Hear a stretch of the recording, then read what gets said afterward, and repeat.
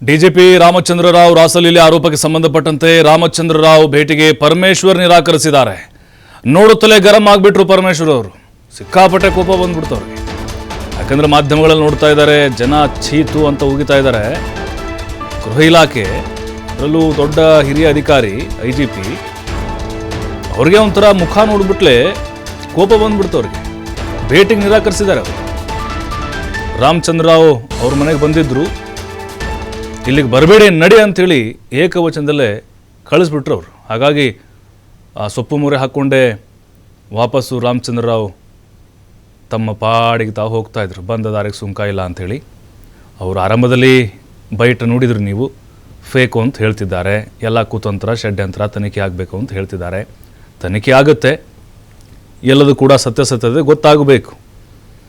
ಅದರಲ್ಲಿರೋದು ಅವರ ಅಥವಾ ಅವ್ರ ಥರದ ಇನ್ನೊಬ್ಬ ವ್ಯಕ್ತಿನ ಅಥವಾ AI ಅಥವಾ ಮಾರ್ಫಿಂಗಾ ಗೊತ್ತಾಗಲಿ, ತನಿಖೆ ಆಗೇ ಆಗುತ್ತೆ. ಅದು ಆ ಸಂತ್ರಸ್ತೆ ದೂರು ಕೊಡಬೇಕಂತಲೇ ಏನಿಲ್ಲ. ಸ್ವಯಂ ಪ್ರೇರಿತವಾಗಿ ಸರ್ಕಾರ ಕೂಡ ತನಿಖೆಗೆ ಆದೇಶವನ್ನು ಮಾಡಬಹುದು. ನೋಡಿ, ಸಪ್ಪೆ ಮೂರೆ ಹಾಕ್ಕೊಂಡು ಬಂದುಬಿಟ್ರು. ಇಂಥದಕ್ಕೆಲ್ಲ ಹೋಮ್ ಮಿನಿಸ್ಟ್ರು ಅಲೌ ಕೊಡೋದಿಲ್ಲ. ಏನು ಗನಂಧಾರಿ ಕೆಲಸ ಮಾಡಿ ಬಂದಿರೋದಾ ಅಥವಾ ಇಲಾಖೆ